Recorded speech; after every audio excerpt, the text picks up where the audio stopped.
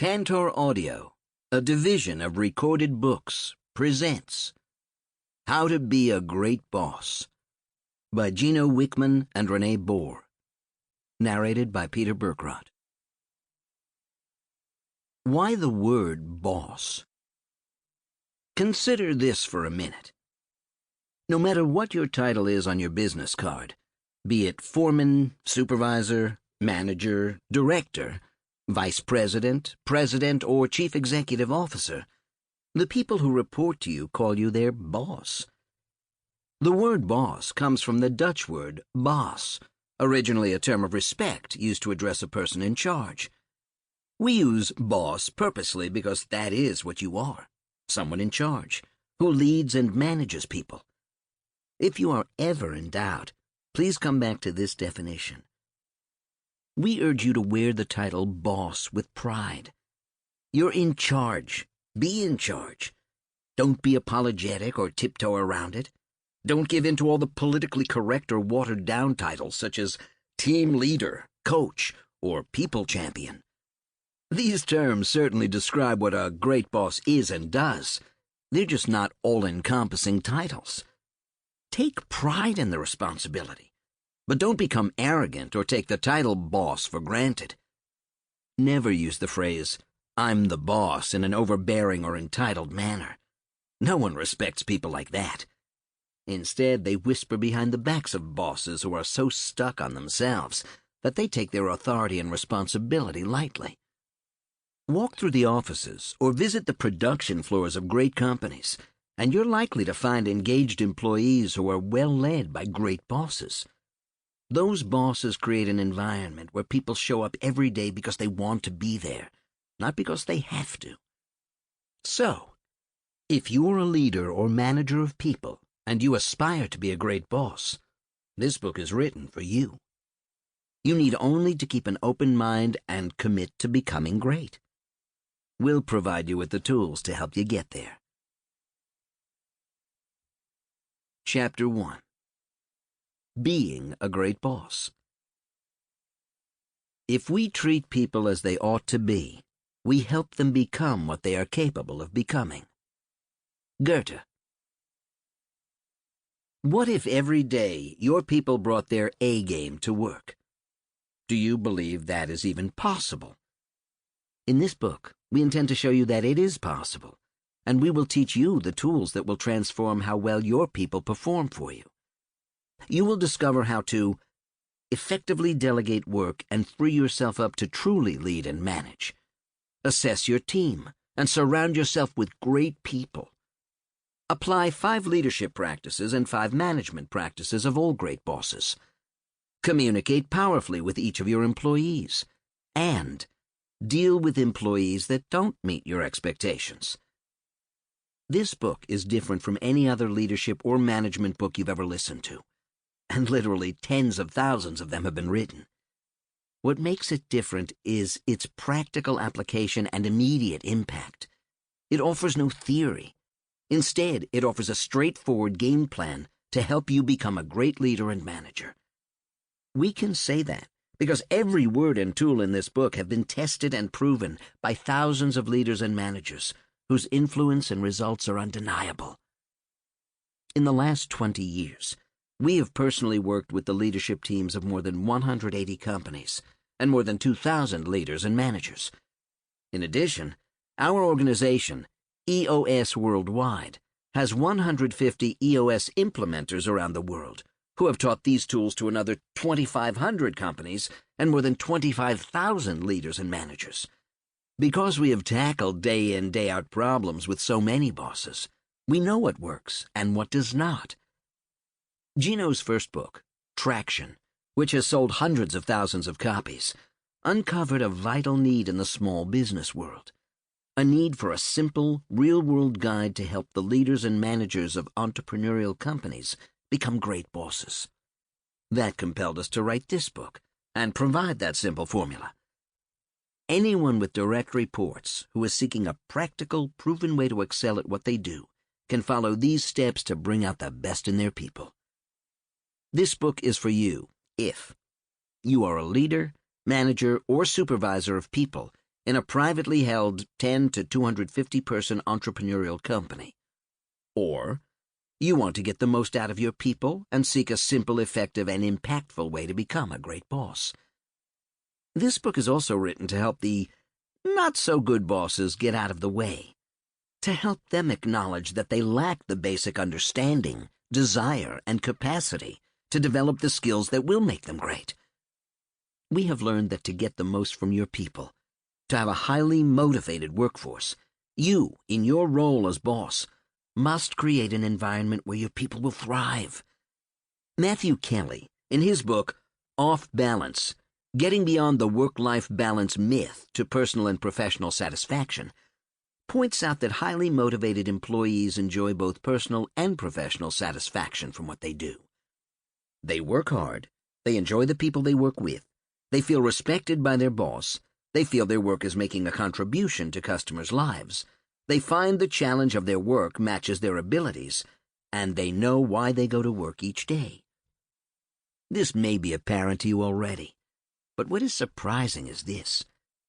Kelly, in his efforts to find a link between work-life balance and a highly engaged workforce, interviewed well-respected people at dozens of the world's best companies. He asked these companies if he could interview people who they thought best exemplified work-life balance. What he discovered after interviewing these people was that they actually worked an average of 9 hours more per week than their counterparts did. They valued job satisfaction over work-life balance. So, when you focus your efforts to improve your people's satisfaction level with their jobs versus the number of hours they work, think of the upside. Here's something else we've learned after we surveyed our clients at EOS Worldwide. When asked why they engaged us, 82.4% reported they were not getting enough out of their people. They weren't on the same page, working together to win. In fact, people issues are one of the most common frustrations shared by bosses. Not sales, not profit, people. However, keep this in mind. As frustrated as you might be with your people, the fact is, they are your number one competitive advantage. Think about that for a minute. You may hold patents, own proprietary technology, and have tremendous brand awareness. But in the end, it all boils down to people. So, for better or worse, the people you employ or who report directly to you are your only real differentiator. Competitors can steal your ideas and copy your products. After all, they essentially do what you do. They can even steal your playbook, how you do what you do. But it doesn't matter, because in the end, being a great boss comes down to execution, doing what you do better than the competition. Here's a great example. During the 1960s, opponents of the Green Bay Packers, who won 2 Super Bowls and 5 NFL championships during that decade, had seen Vince Lombardi's famous power sweep so many times that they not only knew the play inside and out, they also knew when it was coming. But they still couldn't stop it. Lombardi was that good at leading his players to become that good at running that play. The advantage of being a boss like Lombardi is that you have the opportunity to surround yourself with people who you want to work with and who want to succeed. You have the responsibility to hire them and fire them. If you're not satisfied with the performance of the people reporting to you, you have to accept the responsibility of doing something about it. However, before you fire anyone, you must ask yourself, have I done everything possible to make them successful? Have I failed them in any way? Make sure you've done your part. As we've mentioned, the tools we teach in this book are simple. They have to be, because the journey to become a great boss is not easy. People often confuse simple and easy. The definition of simple is not elaborate, not complicated, easy to understand. The definition of easy is not hard or difficult, requiring no great effort, free from pain, discomfort, or care. The tools and exercises that comprise this how-to guide have been honed while working hands-on with thousands of bosses. In each chapter, we share stories from every type of boss: owners, leadership team members, managers, and supervisors, to show you that these tools truly work for bosses at any level. They will help you lead, manage, and retain the sort of employees we call great people. And the more great people you surround yourself with, the more great people you will attract to your organization. These great people will free you from the day-to-day grind that has kept you from getting the most from your business and living a more fulfilling life. If we've piqued your interest, keep listening. State of the American Workforce. Since 2000, the Gallup organization has been conducting an annual survey of American workers. The results haven't changed much year to year and reveal that only 31.5% of full-time American workers are engaged at their jobs. These employees show up early, leave late, come up with creative solutions, attract and retain customers, and bring energy to the workplace. Jim Clifton, Gallup's CEO, asserts that this group more than likely works for a great boss. However, Gallup reports that 17.5% of American workers are actively disengaged at work. This group likely works for a boss that makes them miserable, and as a result, they spread their discontent throughout the organization. These employees are more likely to steal from their employer, miss days at work, and drive customers away. Sadly, the survey shows that the remaining 51% of American workers are not engaged at work. These employees meet the minimum requirements, but they don't view their jobs as a major component of their daily lives. They're flying just under the radar while collecting their paycheck. It's been estimated that their lost productivity costs American businesses a staggering $500 billion annually. Clifton goes on to state that the single most important decision that business owners make is deciding whom to hire or promote to management positions. Choosing the right people propels their companies forward, while the wrong people hold them back.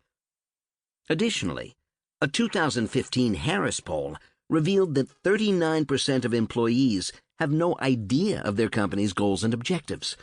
47% are unfamiliar with the state of their company's performance, and 44% don't understand how the role they play helps the organization meet its goals. Think about the implications for your organization. Gallup suggests that only a third of your employees are actively driving your results. If everyone were actively engaged at work, what results could you achieve? Whether your results are better or worse than those revealed by these polls, you can see that significant opportunity may well exist in your organization. Are you willing to take responsibility for all the issues that have caused employees to disengage? For example, if you are constantly frustrated with people who don't meet your expectations, but you don't explain your expectations, you may be part of the problem. Acknowledging and taking responsibility for poor employee performance and engagement is the first step. Poor bosses don't grasp this and will blame factors beyond their control. Great bosses will rise to the challenge. Which boss are you? We're facing a crisis that is not just measured by a lack of opportunity for the workforce, but also by the lack of enthusiasm that the workforce has for their jobs. We're losing our competitive advantage. You cannot expect to meet your goals with half your team sitting on the bench and 17.5% actually heckling you. You need an engaged, raring-to-go workforce. Your choices are to lead, follow, or get out of the way. You must decide. And remember, choosing not to be a great boss is okay. Just get out of the way and be willing to follow. So, do your people truly matter to you? Do you view them as your number one competitive advantage? Are you excited about building a team of highly motivated employees and getting the most from them? If so, then get ready to answer the question that starts the next chapter. Chapter 2. Do you have what it takes? Most people work just hard enough not to get fired and get paid just enough money not to quit. George Carlin. You can react in one of two ways to comedian George Carlin's joke. The not-so-great bosses laugh and nod their heads, accepting his words as the status quo. They're often heard saying, "Good people are so hard to find," or, "I don't pass out many compliments because when I do they expect a raise," or, "Why invest in training when they'll leave us in a heartbeat for more money?" By contrast, great bosses see beyond the intended humor and realize that the problem isn't with the people, it's with the not-so-good bosses who lead those people. They don't accept this sad state of affairs. They're willing to challenge the status quo. They're often heard saying, "I've got a great team of people and I feel privileged to lead them," and "My people keep me on my toes and make me better." A boss that exemplifies this is Trevor Moses of Image One, a managed print provider. He believes that, as a boss, one of his responsibilities is to develop his people and improve their skills. This makes them more upwardly mobile within his organization, and in the highly unlikely event that his company should close its doors, more marketable when they look for a job immediately afterward. So whether you find Carlin's humor funny or not, you must take responsibility for your people as Moses does, and be willing to do something about it. Great bosses earn the respect of those they lead. They don't take it for granted. Sadly, too many bosses don't get it. They think their title empowers them with unquestioned authority to act in whatever manner they deem necessary. These bosses view themselves as kings and queens of their realm. In their minds, they rule supreme. This line of destructive thinking didn't play out well for France's King Louis XVI. In 1793, after his subjects rose up in revolt, they shortened his inflated ego by about a foot. A head, actually. In this chapter, we ask you to evaluate whether you're truly up for the challenge of being a great boss. We will explain that to fill that role, you must, 1. Get it. Have the aptitude, natural ability, and thorough understanding of the ins and outs of the job. 2. Want it. Sincerely desire the role. 3. Have the capacity to do it. Possess the emotional, intellectual, physical, and time capacity to do the job. The first two assets, get it and want it, are essential for becoming a great boss. No one can help you get it or want it. Either you have these two things or you do not. The third asset, capacity to do it, can be acquired if you are willing to invest the time and effort to excel in the role. Understanding get it. You've probably worked with people who, despite extensive training, coaching, and time in their position, didn't have a thorough grasp of their role, the organization's systems, pace, or culture, or the ins and outs of the job. They simply didn't get it. To be a great boss, you must honestly ask yourself if you truly get it, that you thoroughly grasp the job. You must comprehend it so well that there is no question in your own mind or those of your peers and direct reports. Ken Robinson, in his book, The Element, How Finding Your Passion Changes Everything, defines get it as follows. Get it is aptitude, or the natural ability for something. An intuitive feel or grasp of what the job is, how it works and how to do it. Natural feel, biochemistry. One great boss demonstrated that he had the intuitive feel for the job when, as general manager, he was deployed by a national retailer to turn around one of its worst-performing stores. After careful analysis, the company had decided to close the worst of their outlets. On that list was a store that had them baffled. Although it was located in an area with plenty of traffic and great visibility, it continually lagged behind other stores in the system. In a last-ditch effort to turn things around, the company placed this great boss, a manager who gets it, in charge of the store. Several weeks later, the store's sales were making steady upward progress, which delayed the decision to close it. Within a few months, the store was one of the top performers in the system, amazingly with very little turnover and no additional cost. When asked how he had accomplished the feat, the manager replied that he simply asked each employee whether he or she was a box person or a people person. He explained that a box person is well organized and great at keeping things in their place, whereas a people person enjoys engaging customers and meeting their needs. He then assigned people in each group appropriately, allowing them to leverage their individual strengths. This is a good example of a boss who truly gets it. That natural aptitude and ability is fundamental to being a boss. No public relations or marketing efforts in the world would have made a difference in keeping that store open. It required someone who got how to lead and manage people in a big box retail store. Now, with this story in mind, are your actions as a boss showing others that you truly get it? For instance, do you use the same approach to motivate every employee, or do you have a deeper understanding and appreciation of them as individuals? Do you have that instinctive feel for rallying everyone according to the way they work best? Imagine how your employees would describe you to their friends or fellow workers. What would they say? Understanding want it. Next, you must ask yourself if you truly want it, that you genuinely desire the job of being a great boss. No one talked you into it or begged you to take it. No one promised you a raise, a bonus, or a company car to entice you. You might have a bad day or two, that's normal, but the challenges and obstacles energize you. You enjoy overcoming those obstacles. They don't wear you down. One of our clients described a former boss who would occasionally ask mid-level managers who he suspected didn't want it, "Do you have the fire in your belly to lead?" In almost every case, that person would answer yes. He followed that question with this statement: "You are telling me you want to lead, but you're not showing me." This served as a wake-up call for those managers, a friendly tap on the shoulder to remind them that their actions needed to follow words. John Eady, founding partner of Covenant Multifamily Offices in San Antonio, Texas, says this about wanting it. "I have had the benefit of great teaching and training throughout my career, but I've come to realize that even when people receive great training and have great mentors, unless they really want it, those things likely will not stick.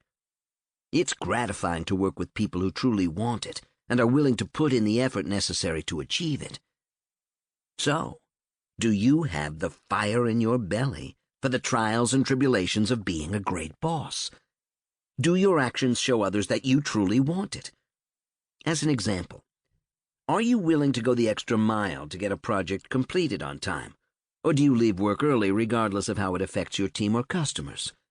Again, imagine how your employees would describe you to their friends or fellow workers. What would they say? The fact is that many bosses really don't get it or want it, yet both are crucial. Think about it. You can absolutely get the role of being a boss but just not want it, or you could want it with all your heart and soul but just not get it. In either scenario, you'll never be a great boss. You must get it and want it. Assuming that you get it and you want it, the next question is, do you have the capacity to do it? Understanding capacity to do it. While not getting it or wanting it are deal killers, some problems of capacity can be solved. If you lack any of the aspects of capacity described next, but are willing to invest the time, resources, and energy to gain them, you can become a great boss. The 4 types of capacity. If you're fortunate, you've worked for a great boss in the past, or you're working for one now, one who probably possesses the 4 types of capacity to do a great job. You therefore have a role model you can emulate. Now, here's the question to ask yourself. Do I have the emotional, intellectual, physical, and time capacity to be a great boss? Let's take them one at a time. 1. Emotional capacity. The heart to feel what others are feeling. The ability to walk a mile in their shoes. To be open and honest with yourself and others. A willingness to be real and connect with others. To be humbly confident. And to be self-aware enough to know how you are influencing people. 2. Intellectual capacity. The brains to do critical thinking, solve complex problems, predict, prioritize, and plan. along with the ability to conceptualize, strategize, and systematize how best to do things while orchestrating human resources. F. Scott Fitzgerald described intelligence as the ability to hold two opposed ideas in the mind at the same time and still retain the ability to function. 3. Physical capacity. The stamina, energy, and tenacity to do what it takes to finish what you start, to pour it on when necessary, to devote the time and effort to master your craft, to do the work, and to get your hands dirty when necessary. 4. Time capacity.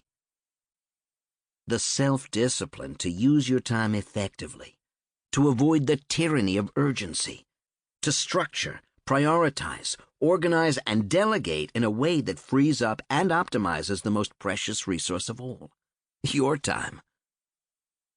If you've been in the workplace for any length of time, you've probably worked for a not-so-good boss. You've witnessed firsthand how a boss who lacks any of the 4 types of capacity can harm a department or an entire organization. Here are some examples. Low emotional capacity. These bosses are usually oblivious to the signals their subordinates are sending them about how their behavior affects others. At best, they make a superficial connection with their people. They're not honest with themselves and lack the self-confidence to be open and honest enough to say, I don't know. I need your help. I made a mistake. They'll take credit for success, but avoid accepting responsibility when things go wrong. Low intellectual capacity. These bosses usually lack the ability to visualize an outcome before taking a course of action. They tend to set objectives without anticipating the resources needed to meet those goals. They lack mental agility, overanalyzing some things and oversimplifying others. Low physical capacity. These bosses lack the stamina and energy necessary to see tasks to completion. They rarely leave the office to inspect what they expect. They're unable or unwilling to do the hard work, to get their hands dirty, or to pitch in when needed. Low time capacity.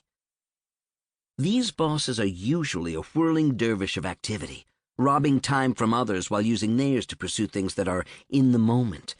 They expect others to drop what they're doing to help them get caught up. They're usually late for meetings, behind schedule, overwhelmed, and afraid or incapable of letting go. Although these criticisms sound a bit harsh, they probably fit bosses you know. To excel as a great boss, you must possess all 4 types of capacity. If you don't, you must first take stock of yourself to acknowledge anything you need to work on. More than that, you must commit to exerting the considerable effort necessary to develop a capacity that you don't already possess. The bosses that don't get it, want it, or have the capacity to do it are often the root cause of organizational dysfunction and their company's poor performance. They think, if those knuckleheads didn't bang on my door all the time, I'd love being a boss. Don't blame the guys on the loading dock, or the salespeople, or the technicians. Bad bosses drive their best employees, and eventually their best customers, away. They feel threatened by people smarter, more capable, or more motivated than them. They run from conflict, unwilling to confront real issues or make unpopular decisions. They're quick to point out flaws in others while ignoring their own. If, after listening to this chapter, you realize that you don't get it, want it, or have the capacity to fill the role of boss, do yourself a favor and step down. Do something that truly inspires you. Life is too short to spend it doing something that makes you miserable and leaves you feeling unfulfilled and continually frustrated. Being a bad boss does not make you a bad person, just a bad boss. To paraphrase the Wizard of Oz when Dorothy called him a bad man, "Oh, no, my dear, I'm really a very good man. I'm just a very bad wizard." If this describes you, don't despair. The fact is, you do have a God-given skill set. It's just not as a boss. You owe it to yourself to discover your unique skill set and then pursue it with all your heart. On the other hand, If you realize that you haven't been a great boss, but you are ready, willing, and able to become one, there's still hope. Sample complete. Ready to continue?